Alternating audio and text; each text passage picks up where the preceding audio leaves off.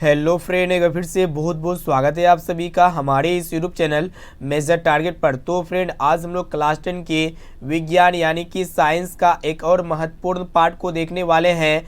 Part 5 में भी हम लोग 30 मोस्ट इम्पोर्टेंट वस्तुनिष्ठ ऑब्जर्व क्वेश्चंस को देखेंगे।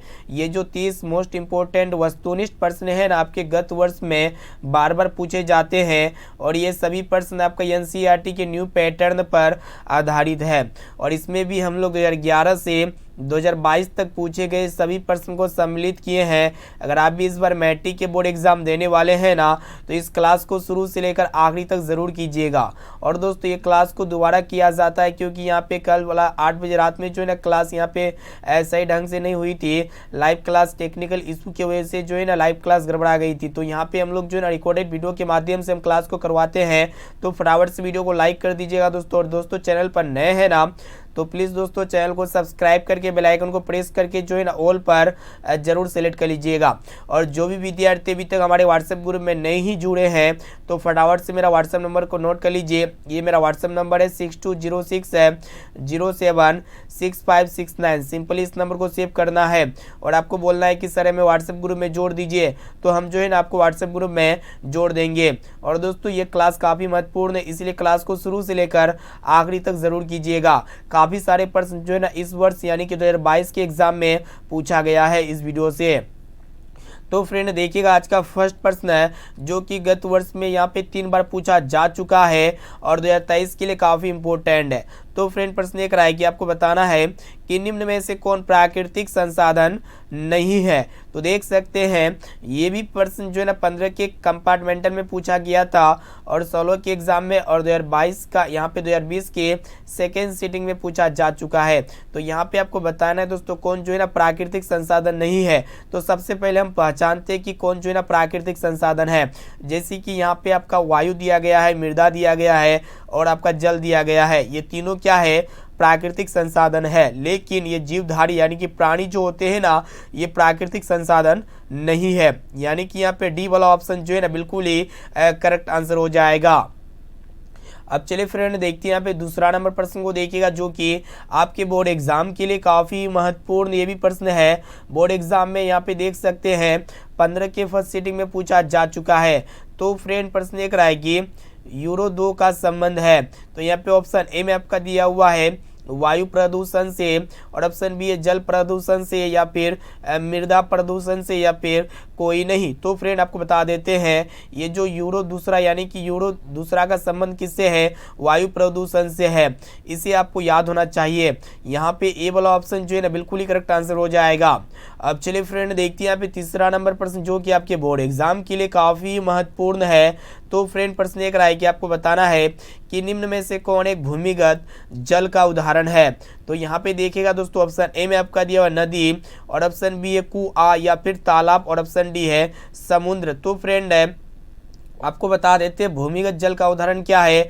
कुआं है। इसे आपको याद होना चाहिए। यहाँ पे बी वाला ऑप्शन जो है ना बिल्कुल ही करेक्ट आंसर हो जाएगा। देख सकते हैं ये भी प्रश्न जो है ना 2014 के सेकेंड सीटिंग में पूछा जा चुका है। यानी कि 2023 के लिए ये प्रश्न जो है ना बहुत ही महत्वपूर्ण प्रश्न है।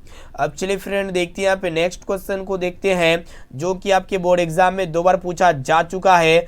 तो फ्रेंड, प्रश्न एक रहा है कि निम्न में से कौन उभयलिंगी जंतु है। देख सकते हैं 14 के सेकेंड सीटिंग में पूछा गया है और 2020 के फर्स्ट सीटिंग में पूछा गया है। तो यहाँ पे आपको बताना है कि उभयलिंगी जंतु कौन है। तो यहाँ पे ऑप्शन ए में आपका दिया केचुआ या फिर मछली, और ऑप्शन सी है शेर या फिर बकरी। तो फ्रेंड यहाँ पे देखिएगा केचुआ जो है ना उभयलिंगी जंतु है। यानी कि यहाँ पे ए वाला ऑप्शन जो है ना बिल्कुल ही करेक्ट आंसर हो जाएगा।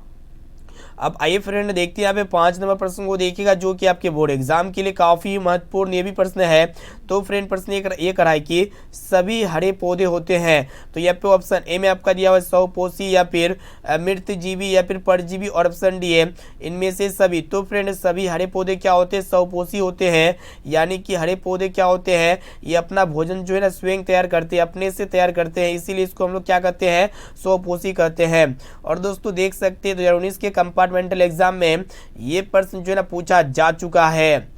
अब चलिए फ्रेंड देखते हैं यहाँ पे नेक्स्ट क्वेश्चन जो कि आपके बोर्ड एग्जाम के लिए ये भी प्रश्न जो है ना बहुत इंपॉर्टेंट है। आप कोशिश कीजिएगा एक एक क्वेश्चन का आंसर जो है ना कमेंट बॉक्स में कमेंट जरूर कीजिएगा।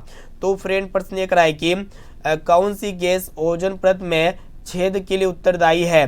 तो यहाँ पे ऑप्शन ए में आपका दिया हुआ है हाइड्रोजन गैस या फिर नाइट्रोजन गैस या फिर क्लोरोफ्लोरोकार्बन या फिर मीथेन। तो फ्रेंड आपको बता देते हैं ओजोन परत में छेद के लिए उत्तरदायी कौन सा गैस होता है, क्लोरोफ्लोरोकार्बन होता है। और दोस्तों ये जो ओजोन परत में मतलब ओजोन परत जो है ना मतलब कौन सा बीमारी ओजोन परत से कौन सा बीमारी होती है, तो त्वचा में कैंसर होता है। और दोस्तों यहाँ पे CFC का फुल फॉर्म क्या होते हैं, क्लोरोफ्लोरोकार्बन होते हैं। और दोस्तों ये जो ओजोन परत पाई जाती है ना पृथ्वी के मतलब वायुमंडल के सबसे ऊपरी सतह में पाई जाती है। चलिए दोस्तों देखते हैं यहाँ पे 7 नंबर प्रश्न जो कि आपके बोर्ड एग्जाम के लिए काफी महत्वपूर्ण ये भी प्रश्न है। तो ध्यान से देखिएगा, प्रश्न ये कराए कि चिपको आंदोलन किसके मतलब किससे संबंधित है। ठीक है, चिपको आंदोलन किससे संबंधित है। तो यहाँ पे ऑप्शन ए में आपका दिया वन संरक्षण से या फिर मृदा संरक्षण से या फिर जल संरक्षण से या फिर वृक्षारोपण से। तो फ्रेंड ये जो चिपको आंदोलन है ना वन संरक्षण से संबंधित है। यहाँ पे ए वाला ऑप्शन जो है ना बिल्कुल ही करेक्ट आंसर हो जाएगा। ये भी प्रश्न जो है ना 2020 के फर्स्ट सीटिंग में पूछा जा चुका है। अब चलिए फ्रेंड देखते हैं यहाँ पे नेक्स्ट क्वेश्चन को देखिएगा 8 नंबर प्रश्न जो कि आपके बोर्ड एग्जाम के लिए बहुत ही महत्वपूर्ण है। तो फ्रेंड प्रश्न ये है कि निम्नलिखित में किसके कारण अम्लीय वर्षा होती है। तो यहाँ पे ऑप्शन ए में आपका दिया हुआ CO2 के कारण या फिर SO2 के कारण या फिर CO के कारण या फिर Cl2 के कारण। तो फ्रेंड अम्लीय वर्षा किसके कारण होती है, तो SO2 के कारण से अम्लीय वर्षा होती है जिसको हम लोग क्या कहते हैं, सल्फर डाइऑक्साइड कहते हैं। यहाँ पे बी वाला ऑप्शन जो है ना बिल्कुल ही करेक्ट आंसर हो जाएगा। अब चलिए फ्रेंड देखते हैं यहाँ पे अगला प्रश्न को देखते हैं जो कि आपके बोर्ड एग्जाम के लिए काफ़ी महत्वपूर्ण है, क्योंकि ये इस वर्ष जो है 2022 के एग्जाम में पूछा जा चुका है और 21 के भी एग्जाम में पूछा जा चुका है, यानी कि 2 वर्षों से यहाँ पे लगातार पूछते हैं, यानी कि 2023 के लिए प्रश्न जो है रामबाण साबित हो सकता है। तो फ्रेंड प्रश्न ये कराए कि आपको बताना है कि पारिस्थितिक तंत्र में ऊर्जा का स्रोत है। तो यहाँ पे ऑप्शन ए में आपका दिया वायु या फिर सूर्य प्रकाश या फिर वर्षा जल या फिर मिट्टी। तो फ्रेंड पारिस्थितिक तंत्र में ऊर्जा का स्रोत क्या है, सूर्य प्रकाश है, यानी कि सनलाइट है। यहाँ पे बी वाला ऑप्शन जो है ना बिल्कुल ही करेक्ट आंसर हो जाएगा। और दोस्तों सूर्य की मतलब सूर्य प्रकाश में कौन सा मतलब यहाँ पे एक प्रश्न ये पूछे जाते हैं कि सूर्य के प्रकाश से कौन सी विटामिन की प्राप्ति होती है, तो विटामिन डी की प्राप्ति होती है सूर्य के प्रकाश से। चलिए बढ़ चलते हैं 10 नंबर प्रश्न की तरफ जो कि बहुत ही महत्वपूर्ण है। तो फ्रेंड यहाँ पे प्रश्न एक रहा है कि जीन शब्द किसने प्रस्तुत किया। तो फ्रेंड जीन शब्द जो प्रस्तुत किया था ना किसने किया था, जॉनसन ने किया था, इसे आपको याद होना चाहिए। यहाँ पे ए वाला ऑप्शन जो है ना बिल्कुल ही करेक्ट आंसर हो जाएगा। ये भी प्रश्न जो है 2021 के फर्स्ट सीटिंग में पूछा जा चुका है। जो भी विद्यार्थी अभी तक वीडियो को लाइक नहीं किया ना तो प्लीज दोस्तों जल्दी से फटाफट से वीडियो को लाइक कर दीजिएगा और चैनल पर नए हैं ना तो चैनल को सब्सक्राइब कर लीजिएगा। अब चलिए फ्रेंड देखते हैं यहाँ पे नेक्स्ट क्वेश्चन जो कि आपके बोर्ड एग्जाम के लिए काफी महत्वपूर्ण ये भी प्रश्न है। तो ध्यानपूर्वक इस प्रश्न को देखिएगा। क्या कराए कि मलेरिया उत्पन्न करने वाला मच्छर जिसको हम लोग क्या कहते हैं, मादा एनोफिलिस के नाम से जानते हैं, यानी कि मलेरिया उत्पन्न करने वाला जो मच्छर होते हैं ना किस तरह के जल में होता है, उत्पन्न होता है। तो यहाँ पे ऑप्शन ए में आपका दिया साफ जल में या फिर गंदा जल में या फिर मीठा जल में, और ऑप्शन डी में आपका दिया हुआ है इनमें से सभी में। तो फ्रेंड मलेरिया उत्पन्न करने वाला जो मच्छर होते हैं ये साफ जल में पनपते हैं, सॉरी ये जो होते हैं ना गंदा जल में पनपते हैं। यहाँ पे बी वाला ऑप्शन जो है ना बिल्कुल ही करेक्ट आंसर हो जाएगा। और डेंगू उत्पन्न करने वाला मच्छर किस तरह के जल में होता है, तो यहाँ पे आपको बता देते हैं डेंगू उत्पन्न करने वाला जो मच्छर होते हैं ना दोस्तों ये साफ जल में होते हैं, यानी कि यहाँ पे ए वाला ऑप्शन जो है ना बिल्कुल ही करेक्ट आंसर हो जाएगा। दोनों प्रश्न जो है ना 2011 के कंपार्टमेंटल एग्जाम में पूछा गया था, यानी कि 2023 के लिए दोनों प्रश्न जो है ना रामबाण है, इसीलिए इसको अच्छी तरह से याद कर लीजिएगा। अब चलिए फ्रेंड देखते हैं यहाँ पे नेक्स्ट क्वेश्चन को देख लीजिए जो कि बहुत इंपॉर्टेंट है। तो फ्रेंड प्रश्न एक है कि अमीबा में अलैंगिक जनन किस विधि द्वारा होता है। देख सकते हैं यहाँ पे ऑप्शन ए में आपका मुकुलन के द्वारा या फिर विखंडन के द्वारा या फिर बीजाणु जनन के द्वारा या फिर इनमें से कोई नहीं। तो फ्रेंड अमीबा में जो अलैंगिक जनन होता है ना किसके द्वारा होता है, तो विखंडन जिसको हम लोग द्विखंडन के नाम से भी जानते हैं, यानी कि विखंडन के द्वारा होता है। यहाँ पे बी वाला ऑप्शन जो है ना बिल्कुल ही करेक्ट आंसर हो जाएगा। ये भी प्रश्न जो है ना 2020 के फर्स्ट सीटिंग में पूछा जा चुका है। अब चलिए फ्रेंड देखते हैं यहाँ पे 14 नंबर प्रश्न जो कि आपके बोर्ड एग्जाम के लिए काफी महत्वपूर्ण है। तो फ्रेंड प्रश्न ये रहा है कि पौधे में जनन अंग कहाँ पाए जाते हैं। तो यहाँ पे ऑप्शन ए में आपका दिया हुआ तना में, या फिर जड़ में, या फिर पुष्प में, और ऑप्शन डी है फल में। तो फ्रेंड है पौधों में जो जनन अंग पाए जाते हैं ना, कहाँ पे पाए जाते हैं, पुष्प यानी कि फूल में पाए जाते हैं। यहाँ पे सी वाला ऑप्शन जो है ना बिल्कुल ही करेक्ट आंसर हो जाएगा। ये प्रश्न जो है ना स्पेशली 2022 के एग्जाम में पूछा गया था और 2020 के सेकेंड सिटिंग एग्जाम में पूछा जा चुका है, यानी कि 2023 के लिए काफी महत्वपूर्ण है।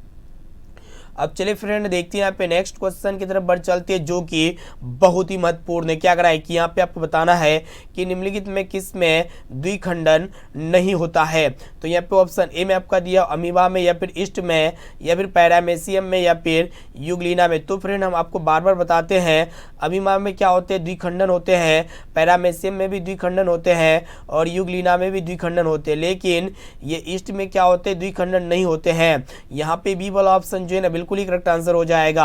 अब चलिए फ्रेंड देखते हैं यहाँ पे नेक्स्ट क्वेश्चन 16 नंबर प्रश्न जो कि आपके बोर्ड एग्जाम के लिए काफी महत्वपूर्ण है। तो प्रश्न ये कराए कि परागकण निम्न में से किसके अंदर बनते हैं। तो यहाँ पे ऑप्शन ए में आपका परागकोश के अंदर, या फिर अंडकोश के अंदर, या फिर वर्तिका के अंदर, या फिर 30वें दिन। तो फ्रेंड है ये परागकण जो होते हैं ना किसके अंदर बनते हैं, तो परागकोश के अंदर बनते हैं। और दोस्तों एक प्रश्न यही पूछे जाते हैं कि परागकोश में क्या होते हैं, तो परागकोश में परागकण होते हैं। साथ में इसी भी आपको याद होना चाहिए। अब चलिए फ्रेंड देखते हैं यहाँ पे नेक्स्ट क्वेश्चन को देखिएगा जो कि बहुत ही महत्वपूर्ण है। यहाँ पे आपको बताना है कि पुष्पी पादपों में लैंगिक जनन होता है, यानी कि पुष्पी पादपों में लैंगिक जनन किसके द्वारा होता है, पत्तियों के द्वारा होता है, या फिर फूलों के द्वारा होता है, या फिर तना के द्वारा होता है, या फिर कोई नहीं। तो फ्रेंड है पुष्पी पादपों में जो लैंगिक जनन होता है ना किसके द्वारा होता है, वही आपको बताना है, ठीक है। तो फ्रेंड पुष्पी पादपों में जो लैंगिक जनन होता है ना फूलों के द्वारा होता है, यानी कि यहाँ पे बी वाला ऑप्शन जो है ना बिल्कुल ही करेक्ट आंसर हो जाएगा। ये भी प्रश्न जो ना गत वर्ष 2016 में पूछा जा चुका है, फर्स्ट टर्मिनल में, यानी कि फर्स्ट सिटिंग में पूछा जा चुका है। अब चलिए फ्रेंड देखते हैं यहाँ पे नेक्स्ट क्वेश्चन की तरफ बढ़ चलते हैं जो कि बहुत ही महत्वपूर्ण है। तो फ्रेंड प्रश्न को देखिएगा ध्यान से, देख सकते हैं यहाँ पे हम आपको लाइव प्रूफ बता रहे हैं। 16 का सेकेंड सिटिंग में पूछा जा चुका है, और 18 का सेकेंड सिटिंग में पूछा जा चुका है, और 21 का सेकेंड सिटिंग में पूछा जा चुका है, यानी कि 2023 के लिए प्रश्न जो है 100% पूछे जाएंगे। इस प्रश्न को अच्छी तरह से याद कर लीजिएगा।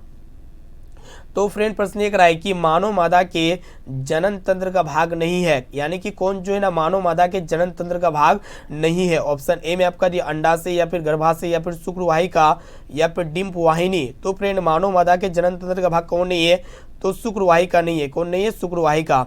यहाँ पे सी वाला ऑप्शन जो है ना बिल्कुल ही करेक्ट आंसर हो जाएगा। इनके अलावा अंडाशय है, गर्भाशय भी है, और डिंब वाहिनी भी है, यानी कि ये तीनों जो है ना मानव मादा के जनन तंत्र का भाग है। अब चलिए फ्रेंड देखते हैं यहाँ पे 19 नंबर प्रश्न को देखिएगा जो कि आपके बोर्ड एग्जाम के लिए काफी महत्वपूर्ण है। यहाँ पे आपको बताना है कि नर युग्मक एवं मादा युग्मक के संलग्न को कहते हैं, यानी कि नर युग्मक एवं मादा युग्मक के संलग्न को क्या कहते हैं, किण्वन कहते हैं, या फिर बौनापन कहते हैं, या फिर मधुमेह कहते हैं, या फिर कोई नहीं। काफी इंपॉर्टेंट है। तो फ्रेंड हम आपको बार बार बताते हैं कि नर युग्मक और मादा युग्मक के संलग्न को क्या कहते हैं, निषेचन कहते हैं, लेकिन किसी भी ऑप्शन में निषेचन नहीं दिख रहा है, इसलिए यहाँ पे डी वाला ऑप्शन जो है ना बिल्कुल ही करेक्ट आंसर हो जाएगा। ये प्रश्न जो है ना 15 के कंपार्टमेंटल एग्जाम में पूछा जा चुका है। अब चलिए फ्रेंड देखते हैं यहाँ पे नेक्स्ट क्वेश्चन को देखिएगा जो कि गत वर्ष में देख सकते हैं काफी बार पूछा जा चुका है, यानी कि 2023 के लिए ये प्रश्न जो है रामबाण है। तो इस प्रश्न को अच्छी तरह से याद कर लीजिएगा। तो फ्रेंड प्रश्न ये कराए कि निम्नलिखित में से कौन एकलिंगी पादप का उदाहरण है। देख सकते हैं लाइव प्रूफ यहाँ पे कितना बार पूछा जा चुका है। तो यहाँ पे देखिएगा सरसों, या फिर गुड़हल, या फिर पपीता, और ऑप्शन डी है मटर। तो फ्रेंड है एक लिंगी पादप का उदाहरण कौन है, वही आपको बताना है, ठीक है। तो एक लिंगी पादप का जो उदाहरण है ना दोस्तों पपीता है। यहाँ पे सी वाला ऑप्शन जो है ना बिल्कुल ही करेक्ट आंसर हो जाएगा। अब चलिए देखते हैं यहाँ पे 21 नंबर प्रश्न को देखिएगा जो कि आपके बोर्ड एग्जाम के लिए बहुत इंपॉर्टेंट है। यहाँ पे आपको बताना है कि मुकुलन द्वारा प्रजनन किसमें होता है। तो यहाँ पे ऑप्शन ए में आपका दिया हुआ है अमीबा में, या फिर ईस्ट में, या फिर मिलेरिया में, या फिर पैरामीशियम में। तो फ्रेंड मुकुलन द्वारा जो प्रजनन होता है ना किसमें होता है, ईस्ट में होता है, इसे आपको याद होना चाहिए। यहाँ पे बी वाला ऑप्शन जो है ना बिल्कुल ही करेक्ट आंसर हो जाएगा। देख सकते हैं 14 के फर्स्ट सीटिंग में पूछा जा चुका है। अब चलिए फ्रेंड देखते हैं यहाँ पे नेक्स्ट क्वेश्चन जो कि बहुत इंपॉर्टेंट है। देख सकते हैं यहाँ पे लाइव प्रूफ जो कि 13 में एग्जाम में 2013 के एग्जाम में पूछा जा चुका है। 2019 के फर्स्ट सीटिंग और कंपार्टमेंटल में पूछा गया था और 21 का फर्स्ट सीटिंग में पूछा जा चुका है। यानी कि 2023 के एग्जाम के लिए प्रश्न जो है ना बहुत ही महत्वपूर्ण है। तो देखिएगा दोस्तों, प्रश्न ये कराए कि फूलों यानी कि पुष्पों में नर प्रजनन अंग होता है। यानी कि पुष्पों में नर प्रजनन अंग किसमें होता है, पुंकेसर में होता है, या फिर अंडब में होता है, या फिर वर्तिकान में होता है, या फिर वर्तिका में होता है। तो किस में होता है दोस्तों, पुंकेसर में होता है। यहाँ पे ए वाला ऑप्शन जो है ना बिल्कुल ही करेक्ट आंसर हो जाएगा। अब चलिए फ्रेंड देखते हैं यहाँ पे 23 नंबर प्रश्न जो कि आपके बोर्ड एग्जाम के लिए बहुत इंपॉर्टेंट है। तो फ्रेंड प्रश्न ये रहा है कि द्विखंडन होता है, यानी कि द्विखंडन किस में होता है, अमीबा में होता है, या फिर पैरामीशियम में होता है, या फिर लिस्मेनिया में होता है, या फिर इनमें से सभी। तो फ्रेंड द्विखंडन जो होते हैं ना किस में होते हैं, अमीबा में होते हैं, पैरामीशियम में भी होते हैं और लिस्मेनिया में भी होते हैं, यानी कि ये तीनों में होते हैं। यहाँ पे डी वाला ऑप्शन जो है ना बिल्कुल ही करेक्ट आंसर हो जाएगा। ये भी प्रश्न जो है ना 2013 के एग्जाम में पूछा जा चुका है और 2021 के सेकेंड सीटिंग में पूछा जा चुका है।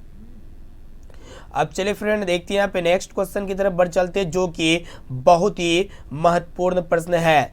तो फ्रेंड प्रश्न को देखिएगा ध्यान से, क्या कराए कि निम्नलिखित में सबसे भारी धातु कौन है। तो यहाँ पे ऑप्शन ए में आपका दिया लिथियम, या फिर यूरेनियम, या फिर सीजियम, या फिर आयरन। तो फ्रेंड सबसे भारी धातु कौन है, तो यूरेनियम है, इसे आपको याद होना चाहिए। यहाँ पे बी वाला ऑप्शन जो है ना बिल्कुल ही करेक्ट आंसर हो जाएगा। देख सकते हो 2020 के सेकेंड सीटिंग में ये प्रश्न जो है ना पूछा जा चुका है। चलिए बढ़ चलते नेक्स्ट क्वेश्चन की तरफ जो कि बहुत ही महत्वपूर्ण है। तो फ्रेंड प्रश्न ये कराए कि जस्ता का अयस्क है। तो यहाँ पे ऑप्शन ए में आपका दिया सिनेबार, या फिर जिंक ब्लेंड, या फिर बॉक्साइड, या फिर सोडियम क्लोराइड। तो फ्रेंड जस्ता का अयस्क क्या है, जिंक ब्लेंड, इसे आपको याद होना चाहिए। यहाँ पे बी वाला ऑप्शन जो है ना बिल्कुल ही करेक्ट आंसर हो जाएगा। ये भी प्रश्न जो है ना 2021 के फर्स्ट सीटिंग में पूछा गया था। अब चलिए फ्रेंड देखते हैं यहाँ पे नेक्स्ट क्वेश्चन को देखिएगा। यहाँ पे आपको बताना है कि सिलिकॉन है एक। तो फ्रेंड सिलिकॉन एक प्रकार का क्या है, उपधातु है, इसे आपको याद होना चाहिए। यहाँ पे सी वाला ऑप्शन जो है ना बिल्कुल ही करेक्ट आंसर हो जाएगा। अब चलिए फ्रेंड देखते हैं यहाँ पे नेक्स्ट क्वेश्चन को देखिएगा जो कि आपके बोर्ड एग्जाम के लिए भी प्रश्न जो है ना बहुत ही इंपॉर्टेंट है। प्रश्न ये कराए कि आभूषण बनाने वाला सोना होता है, यानी कि आभूषण बनाने वाला सोना कितना कैरेट का होता है, 24 कैरेट का होता है, या फिर 16 कैरेट का होता है, या फिर 22 कैरेट का होता है, या फिर 15 कैरेट का होता है। तो फ्रेंड जिससे आभूषण बनाया जाता है ना वो शुद्ध सोना नहीं होता है, शुद्ध सोना मुलायम होता है। ठीक है, तो आभूषण बनाने वाला सोना क्या होते हैं, कठोर होते हैं। और ये जो होते हैं ना दोस्तों कितने कैरेट का होता है, 22 कैरेट का होता है। यानी कि यहाँ पे सी वाला ऑप्शन जो है ना बिल्कुल ही करेक्ट आंसर हो जाएगा। अब चलिए फ्रेंड देखते हैं यहाँ पे नेक्स्ट क्वेश्चन जो कि आपके बोर्ड एग्जाम के लिए काफी महत्वपूर्ण है। क्या करा है कि निम्न में से कौन सा उत्कृष्ट तत्व है। तो यहाँ पे ऑप्शन ए में आपका दिया हुआ है आयोडीन, या फिर सिलिकॉन, या फिर आर्गन, और ऑप्शन डी है ब्रोमीन। तो फ्रेंड यहाँ पे आपको बता देते हैं उत्कृष्ट तत्व कौन है, आर्गन है। यहाँ पे सी वाला ऑप्शन जो है ना बिल्कुल ही करेक्ट आंसर हो जाएगा। देख सकते हैं 2021 के फर्स्ट सीटिंग में पूछा गया था। अब चलिए फ्रेंड देखते हैं यहाँ पे नेक्स्ट क्वेश्चन जो कि बहुत ही महत्वपूर्ण है। क्या करा है कि यहाँ पे आपको बताना है कि ताम्र एवं टीन के मिश्र धातु को क्या कहते हैं। ताम्र कहने का अर्थ होता है तांबा, तो तांबा और टीन के मिश्र धातु को क्या कहते हैं, कांसा कहते हैं, या फिर पित्तल कहते हैं, या फिर सोल्डर कहते हैं, या फिर ड्यूराल्यूमिन कहते हैं। तो फ्रेंड तांबा और टीन के मिश्र धातु को क्या कहते हैं, कांसा कहते हैं। यहाँ पे ए वाला ऑप्शन बिल्कुल ही करेक्ट आंसर हो जाएगा। यहाँ पे देखिएगा 2021 के फर्स्ट सीटिंग में पूछा गया था। अब चलिए फ्रेंड देखते हैं यहाँ पे आज का लास्ट और अंतिम प्रश्न जो कि आपके बोर्ड एग्जाम के लिए भी प्रश्न जो है बहुत इंपॉर्टेंट है। यहाँ पे आपको बताना है कि सोना की परमाणु संख्या है। तो फ्रेंड सोना की जो परमाणु संख्या होती है ना कितना होती है, 79 होती है। यहाँ पे सी वाला ऑप्शन जो है ना बिल्कुल ही करेक्ट आंसर हो जाएगा। तो फ्रेंड यहाँ पे हम लोग जो है ना फाइनली क्लास 10 के साइंस के क्वेश्चन बैंक 5 में हम लोग अत्यंत ही महत्वपूर्ण 30 मोस्ट इंपोर्टेंट वस्तुनिष्ठ ऑब्जर्व क्वेश्चंस देख चुके हैं। तो आप हमें जल्दी से फटाफट से कमेंट करके बताइए कि ये 30% में से आपको पहले से कितना % का सही और सटीक आंसर याद था।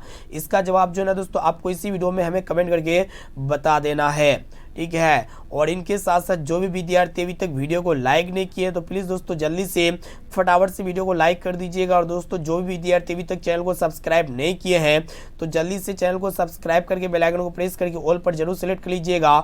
और दोस्तों इस वीडियो को अपने दोस्तों में जरूर शेयर कीजिएगा, जितना भी आपका व्हाट्सएप ग्रुप है, ठीक है, सोशल मीडिया प्लेटफॉर्म है जिनके माध्यम से आप वीडियो को शेयर कर सकते हैं, उस पर जो है ना वीडियो को जरूर शेयर कीजिएगा उसमें, ठीक है। अपने व्हाट्सएप ग्रुप में अपने दोस्त यार भाई बहन में जरूर इस वीडियो को शेयर कीजिए ताकि वो भी बोर्ड एग्जाम की तैयारी काफ़ी अच्छी तरीके से कर सके, ठीक है। तो फिर मिलती है यहाँ पे नेक्स्ट क्लास में। आज के लिए इतना है, थैंक यू।